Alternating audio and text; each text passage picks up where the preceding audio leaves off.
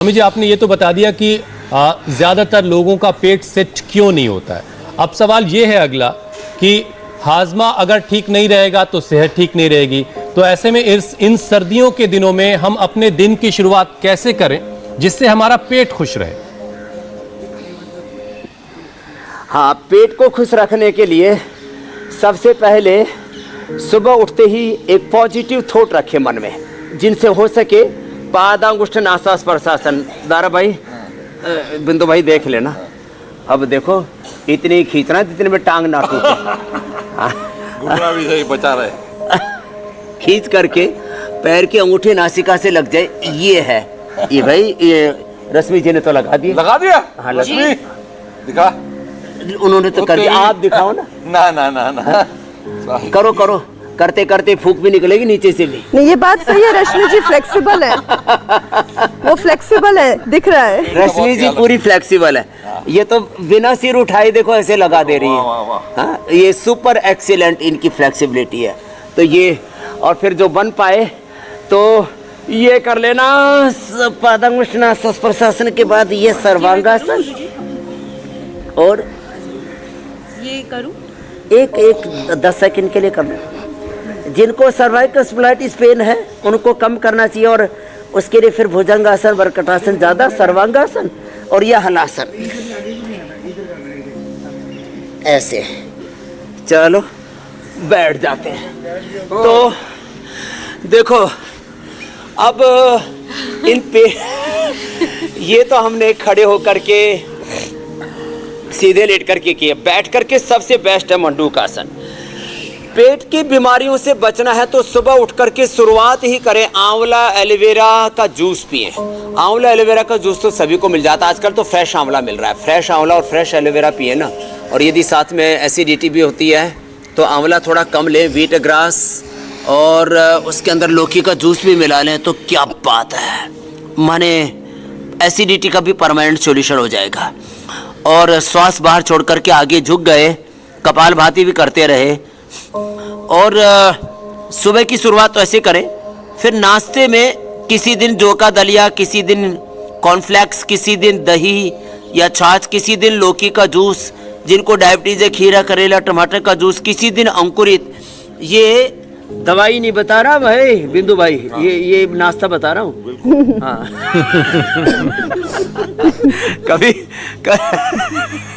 कभी सोचे कि ये तो दवाई है और उसके ऊपर से पराठा भाती करनी है। फिर तो ये वापस सुबह उठ करके एक सेव, अरे अभी नहीं खाना भाई, तो टाइम अभी। तो ये बिंदु भाई जैसे 2 खा सकते हैं, एक सेव और एक अनार।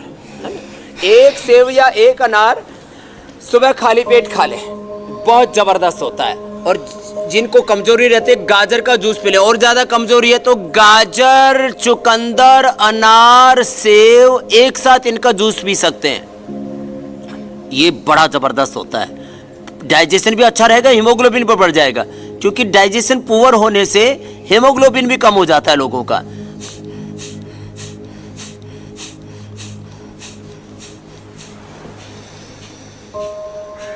गर्दन सीधी रखो, ऐसे उठा के रखो रश्मि जी, ऐसे। यस, तो और ज़्यादा अच्छा होगा। छाती घुटनों से लग जाती है। और कपालभाति के साथ करते हैं तो पूरा liver, spleen, intestine, pancreas, uterus, ovary, prostate से लेकर के लॉन्ग हार्ट, थायराइड तक पूरा पाचन तंत्र, और पाचन तंत्र के साथ पूरा हमारा सर्कुलेटरी और रेस्पिरेटरी सिस्टम भी अच्छा हो जाता है इससे। इतना ज़बरदस्त है ये मंडूकासन। ऐसे, और फिर ये शशकासन, ऐसे हाथ उठाए और श्वास बाहर छोड़ करके। तो स्वामी जी, पेट खराब क्यों होता है और दिन की शुरुआत फिर ऐसे में कैसे की जाए ताकि पेट हमारा खुश रहे, ये 2 बातें कर चुके हैं हम। और अब जरा सिलसिलेवार तरीके से पेट से जुड़ी अलग अलग परेशानियों पर बात कर लेते हैं। और क्योंकि पेट अगर नहीं खुश रहेगा, पेट अच्छा नहीं रहेगा, तो सारा दिन परेशानी में गुजरता है। और सबसे बड़ी प्रॉब्लम है पेट से जुड़ी हुई कॉन्स्टिपेशन, और बड़ा जिद्दी मर्ज कहा जाता है स्वामी जी। तो इस जिद्दी मर्ज को हमेशा के लिए खत्म करने का उपाय क्या है? तो कॉन्स्टिपेशन का परमानेंट सॉल्यूशन है, एक तो चबा चबा करके खाना खाएं। जितना सलाइवा मिलेगा आपके खाने में उतना ही पहले दिन से ही जो लोग मैंने देखा है लगभग एवरेज लोगों का टाइम मैंने देखा 10 से 15 मिनट में लोग खाना खत्म कर देते हैं। आज से आप 20 से 30 मिनट का खाने में समय लगाइए, चबा चबा करके खाइए। आयुर्वेद में तो कहते हैं 32 बार चबाना चाहिए, तो 32 बार नहीं तो कम से कम 16 बार तो चबा लो, 16 बार नहीं तो 8 बार तो चबा लो। कुछ तो ऐसे मुंह में खाना को पपोलते और नीचे ऐसे निगलते रहते खाने को, वो गलत बात है। दूसरा, खाने के 1 घंटे बाद पानी पीना चाहिए। तीसरा, खाने में ऑर्डर में सीक्वेंस में पहले सलाद, फल, कच्चा ये सब खाना चाहिए, उसके बाद में पका हुआ खाना चाहिए। सुबह नाश्ता हल्का, दोपहर का जो खाना है वो ठीक ठाक हो जाना चाहिए, शाम का भी खाना हल्का होना चाहिए। और सबसे बड़ी बात है, जिनको कॉन्स्टिपेशन रहता है उनको अपने खाने में पपीता, सेब, अनार, गाजर, चुकंदर इन चीज़ों का ज़रूर सेवन करना चाहिए, क्योंकि पपीता है, सेब है, ये बहुत अच्छी चीज़ें हैं। जीरा, धनिया, मेथी, सौंफ, अजवाइन ये रात को 1-1 चम्मच भिगो के सुबह इसका पानी पीना चाहिए, पेट के लिए बेस्ट होता है और कॉन्स्टिपेशन कतई नहीं होगा फिर ये करने से। जिनको बहुत ज़्यादा कॉन्स्टिपेशन है उनको मंडूकासन, शशकासन जो कर सकें, योग मुद्रासन भी कर लेते हैं, आगे भी और पीछे भी झुक जाते हैं, और सुप्त पद्मासन भी कर लेते हैं, ऐसे आगे झुक गए।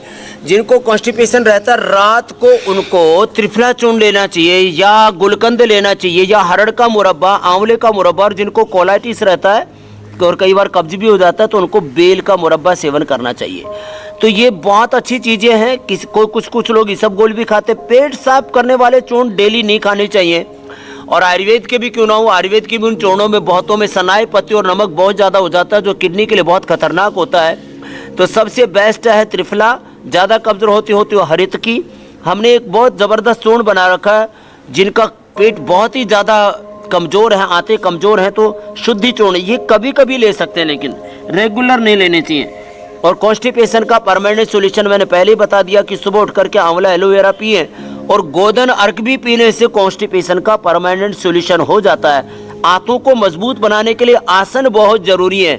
जो आज हमने आसन बताए, इनको 1 सप्ताह भी कंटिन्यू फॉलो कर लेंगे तो अब ऐसे वक्रासन, आप वक्रासन करो, हम और रश्मि जी अर्धमत्स्येंद्रासन करते हैं।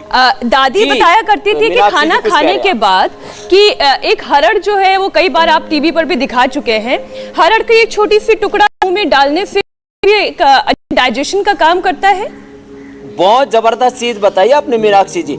हरड़ को चूसने से सच में जो है ना पूरा मुंह में सलाइवा बहुत बनता है, आंतें भी उससे एक्टिव हो जाती हैं, डाइजेशन भी अच्छा हो जाता है, और आंतों से मल चिपकता नहीं है। कॉन्स्टिपेशन क्या है, आंतें कमजोर हो जाती हैं और उससे फिर जो है मल चिपकने लगता है, यही कॉन्स्टिपेशन है। और कोई आंतों की ताकत कमजोर हो गई तो बस आंतें अपने आप उसको छोड़ दें, तो वो आपने बताया वो हरित की उसमें काम करता है।